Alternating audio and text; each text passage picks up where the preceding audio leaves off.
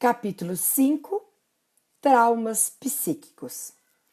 José era um jovem hebreu que viveu aproximadamente 2000 anos antes de Cristo. Nasceu em uma boa família e rapidamente demonstrou inteligência e visão. Movidos pela inveja irracional, seus irmãos o venderam como escravo a habitantes de outro país. Em seu novo destino, teve que sofrer em silêncio e se adaptar a condições totalmente opostas às que estava acostumado. José passou por experiências traumáticas de intenso estresse. No entanto, saiu de forma honrosa dessa dura prova e chegou a conquistar os objetivos mais elevados. Como José conseguiu preservar saúde mental diante de tanta adversidade? Ele exerceu fé autêntica em Deus durante décadas de provações. Suplicou ao Criador o poder sobre-humano de que necessitava para sair de tanta opressão. Orou diariamente e manteve contato com Deus nos momentos de angústia.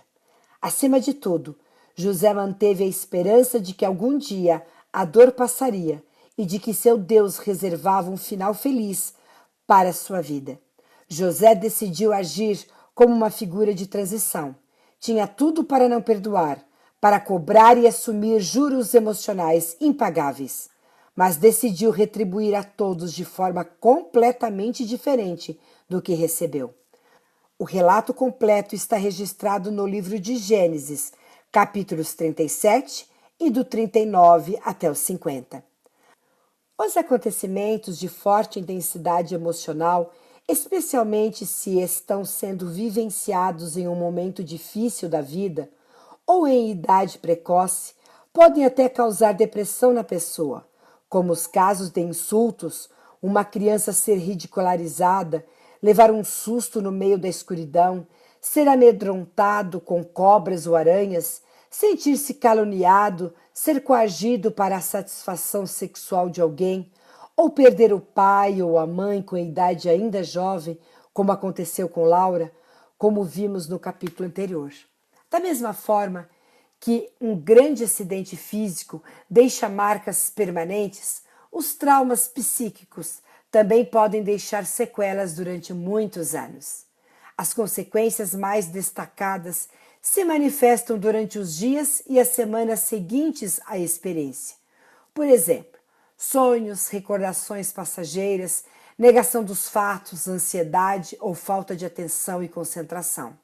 Em alguns casos, especialmente nas crianças, as sequelas podem permanecer durante anos, constituindo-se uma forte barreira para uma vida mentalmente saudável. Traumas e tensões têm poder até mesmo para desencadear a manifestação de certos genes e doenças.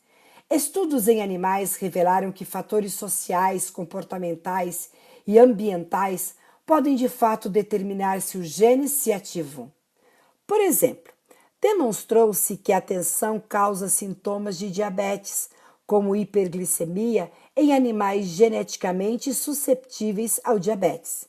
É menos provável que animais não submetidos à tensão desenvolvam hiperglicemia ou diabetes, embora sejam geneticamente propensos a essas perturbações, escreveu Norman B. Anderson no livro Emotional Longevity: Weight Really Determines How Long You Live, página 5.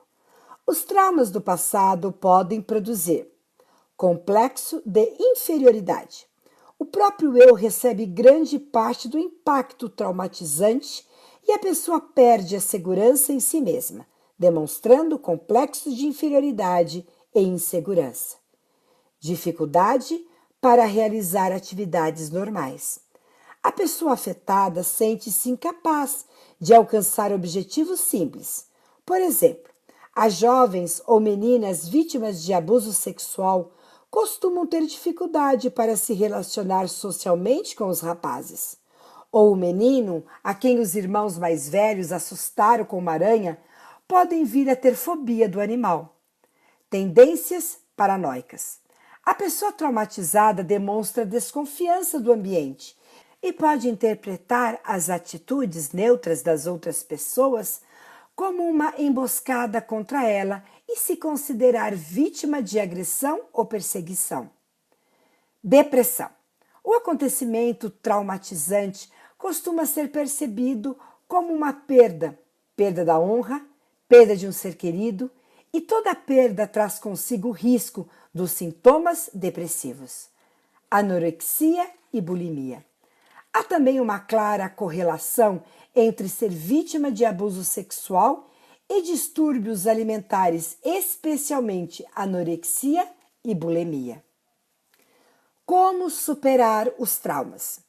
Existem traumas que, por sua gravidade, requerem tratamento psiquiátrico. Outros, embora sem consequências drásticas, têm a tendência de complicar o desenvolvimento da vida da pessoa dentro da normalidade. Para isso, oferecemos os seguintes conselhos. Assuma o passado e centralize-se no futuro. O passado não pode ser mudado. É inútil culpar os fatos ou as pessoas que influenciaram você negativamente. Se estacionar no passado, você não poderá olhar para o futuro com a confiança necessária. Além disso, é bom lembrar que nossa mente não possui um recurso perfeito de gravação de dados. Nossas memórias são reconstruções de eventos passados e essas memórias são afetadas pelos nossos sentimentos e pela compreensão que temos delas no tempo presente. Fale sobre o acontecimento traumático. Falar ou escrever sobre o acontecimento que causou o trauma em um ambiente seguro e tranquilo é um passo importantíssimo. Procure uma pessoa de confiança e conta-lhe o que aconteceu. O efeito da terapia de grupo com pessoas que passaram por traumas e compartilham suas experiências também oferece resultado eficaz. Enquanto você não expressar os pensamentos que o machucam, eles vão se repetir e o que não pode ser dito não será esquecido. Olhe o lado positivo. Os desastres e as calamidades tendem a unir os sobreviventes, as famílias e as comunidades. Além disso, situações traumáticas, quando bem enfrentadas, tendem a fortalecer o caráter dos que passam por elas. Tente perdoar. Embora seja um processo que pode levar muito tempo, é possível evitar o ódio e o ressentimento para com os responsáveis pelo trauma. Esse é um passo importante para a solução do que aconteceu no passado. E não é aplicável somente aos outros, mas também a nós mesmos. O auto-perdão e a auto-reconciliação. Trabalhar o ódio não deve impedir que a vítima deseje um fim justo para a sua experiência traumática. A mágoa e o rancor nos tornam reféns do passado e mantêm na lembrança algo ocorrido há muito tempo. Assim, os maiores prejudicados com a mágoa somos nós mesmos. O perdão, porém, nem sempre é espontâneo. Pois nossa capacidade de amar, perdoar e amar, é limitada. Busque a fonte do perdão, o Deus de amor que, de acordo com o Evangelho, deseja que sejamos seus amigos e pode facilitar a superação do passado que nos assombra. Lembre-se do que diz a oração ensinada por Jesus. Perdoa as nossas dívidas, assim como perdoamos aos nossos devedores. Mateus 6, 12. Escreva suas experiências. Melanie Greenberg e Arthur Stone realizaram um interessante estudo na Universidade do Estado de Nova York, em Stony Brook. Dele participaram 60 estudantes universitários, seguindo esses passos.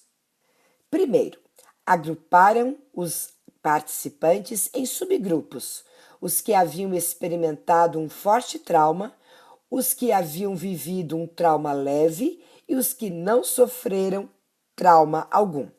Segundo, para alguns foi solicitado que revelassem por escrito sua experiência e a outros não foi dada essa oportunidade, para que servissem de ponto de referência ou grupo de controle. Terceiro, durante os meses seguintes foram observadas as tendências de saúde e doença em todos os participantes. Os resultados mostraram que aqueles que haviam passado por um forte trauma e revelaram um fato por escrito experimentaram melhoras na saúde física, muito acima dos que não escreveram nada sobre sua experiência traumática. Estudos como esse demonstram que revelar a experiência traumática é tão bom para a mente quanto para o corpo. Um dos que defendem isso é Elie Wiesel, escritor e sobrevivente dos campos de concentração nazistas. Ele escreveu e reescreveu suas experiências pessoais traumáticas e, com isso, conseguiu dar um novo significado a esses traumas. Para ele, ainda que não consigamos expressar nossos sentimentos e recordações de maneira apropriada, devemos, mesmo assim, tentar. Além disso, na luta para superar o trauma, é preciso evitar a autovitimização, buscar conforto na religião, criar novos objetivos para a vida, quem sabe usar a própria experiência para fazer algo de bom para outras pessoas, e não alimentar o desejo de vingança ou o ódio são atitudes importantes para a superação do trauma. Um ótimo conselho bíblico nesse contexto é: uma coisa faço, esquecendo-me das coisas que ficaram para trás e avançando para as que estão adiante, prossigo para o alvo. Filipenses 3, versículo 13 e 14. Resiliência. A palavra resiliência vem da física e descreve a capacidade de alguns materiais voltarem ao estado original ou até melhorarem de qualidade depois de serem submetidos a situações extremas. Em termos humanos, resiliência é a capacidade de uma pessoa manter ou recuperar a essência emocional ou até se tornar melhor depois de passar por uma situação traumática.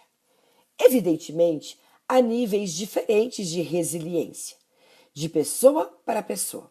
O que traumatiza alguém pode não necessariamente afetar tanto outra pessoa. Isso depende de fatores como temperamento, capacidade para resolver problemas, inteligência, autoestima, competência social, autocontrole, vínculos familiares e sociais e etc. Nunca é demais enfatizar a importância dos bons relacionamentos. Um estudo com 724 pessoas ao longo de mais de 70 anos concluiu que não são a riqueza e a fama que garantem felicidade, longevidade e resiliência, mas bons relacionamentos em família e com amigos. Robert J. Waldinger, psiquiatra e professor da Escola de Medicina de Harvard, é quem coordena o estudo atualmente. Ele cita 3 grandes lições sobre relacionamentos extraídos a partir da pesquisa norte-americana. Primeiro, conexões sociais fazem bem para os seres humanos, enquanto a solidão mata.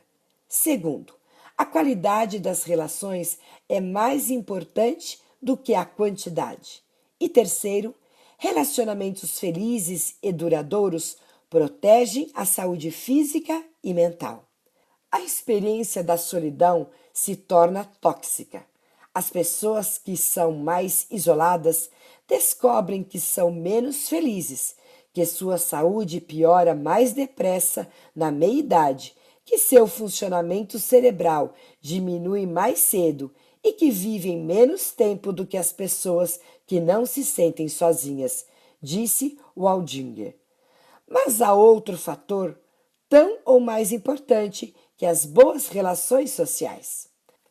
Pesquisadores hoje reconhecem que um fator importante para o desenvolvimento e o fortalecimento da resiliência é a religião. Além de prover uma rede de apoio social, a religião fornece uma visão positiva de futuro. Mas não pode ser qualquer religião, sugere o psiquiatra Harold Queming, estudioso da relação entre religiosidade e saúde, que trabalha na Universidade Duke, na Carolina do Norte. Ele afirma que não adianta apenas dizer que é espiritualizado e não ter uma vivência religiosa prática.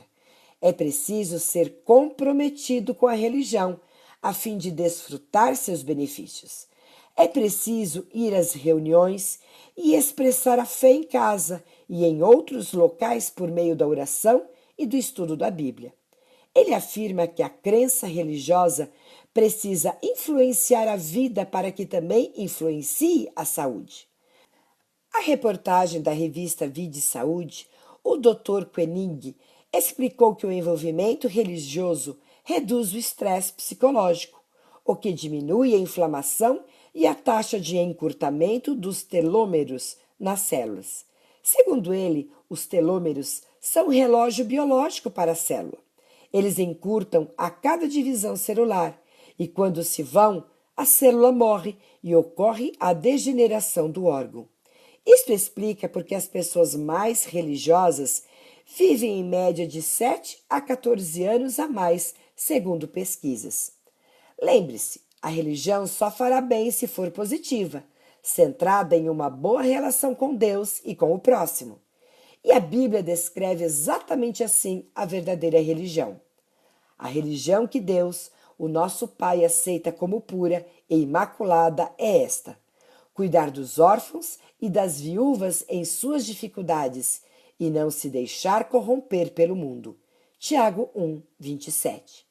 Neste mundo é impossível eliminar, pelo menos por enquanto, todas as situações traumáticas. Por mais resiliente que a pessoa seja, o sofrimento algum dia bate à porta dela e traz dor. Por que as coisas têm que ser assim? O mundo é um campo de batalha. A Bíblia deixa claro que este mundo é o campo de uma batalha que começou bem longe daqui, no céu. Em Ezequiel 28, versículos 13 a 19, em Isaías 14, versículos 12 ao 14, é descrito o estopim deste conflito, o orgulho e a vaidade. Lúcifer era um anjo perfeito criado por Deus. Na verdade, era um tipo de chefe dos anjos, amado e respeitado por todos. Ocorre que, em algum momento, de forma misteriosa, a inveja começou a brotar em seu coração e ele desejou a posição que pertencia unicamente ao Criador. Ele tinha tudo, mas queria ir além até que decidiu não mais prestar reverência ao Eterno e passou a questionar o governo divino e a lei sobre a qual esse governo se assenta. Conhecendo o caráter de Deus revelado nas Escrituras Sagradas, podemos imaginar que ele tentou de tudo para fazer esse anjo se arrepender e abandonar a rebelião. Mas Lúcifer decidiu seguir com seus planos, chegando por fim a cruzar a linha sem retorno, quando se perde a sensibilidade e o desejo de se arrepender. O coração se endureceu aos apelos divinos. Em Apocalipse 5:11, é dito que existem milhões de anjos.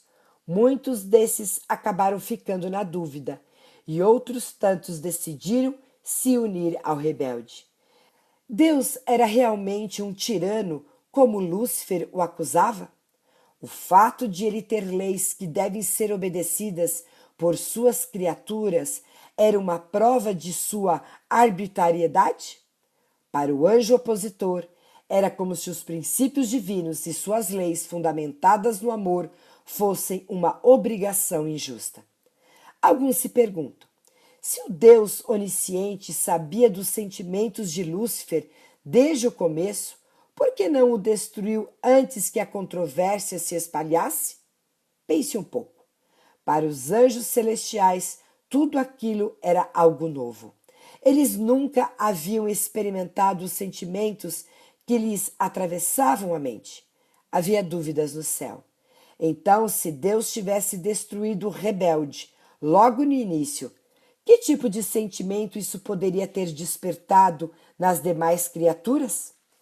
Quer dizer que aqui assim, desobedeceu, morreu? Você percebe? O Criador teve que permitir que as consequências da rebelião fossem conhecidas a fim de que todos pudessem fazer sua escolha e decidir sob que governo gostariam de viver. Ele também teve que oferecer uma oportunidade justa para que o rebelde pudesse voltar para o caminho certo por vontade própria. ainda que finalmente escolhesse não fazer isso. Outros vão além e questionam: Deus não poderia ter criado um universo em que não houvesse o mal? Vamos tentar responder com outra pergunta. Deus pode criar uma roda quadrada? Isso não faz sentido, pois o Criador não viola suas leis e não trabalha com possibilidades ilógicas. Assim, para criar um universo com seres dotados de livre escolha, Deus precisou correr riscos. Isso porque não pode existir um universo com liberdade sem a possibilidade de escolha pelo mal. Deus não quis criar seres autômatos, como robôs programados para obedecer. Deus é amor, 1 João 4, versículo 8, e quer ser amado. Por isso, vale lembrar que o amor só se manifesta onde há liberdade. Ninguém pode ser forçado a amar. Deus poderia ter criado o universo sem o potencial para o mal? Talvez, mas não este universo. Portanto, diferentemente do que alguns afirmam, o mal não prova que o Criador não existe. Prova justamente o contrário, que ele existe e nos dotou de liberdade de escolha. Aliás, se Deus não existisse, a própria definição de mal perderia todo o sentido. Afinal, mal é o oposto de bem. Sem um absoluto moral para servir de parâmetro, como determinar o que é o que é?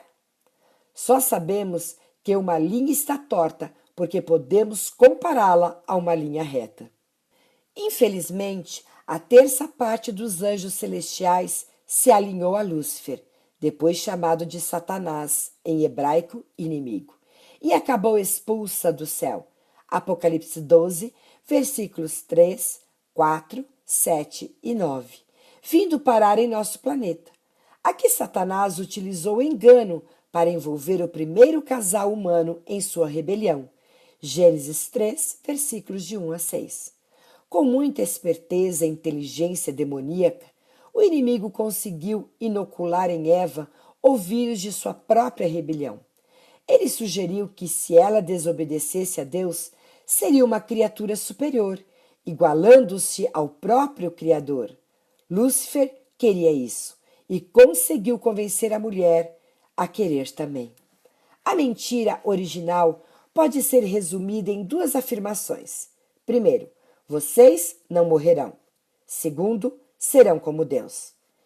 De lá para cá, o inimigo vem disseminando essa mesma mentira sob vários disfarces, com o objetivo de afastar a humanidade do Criador.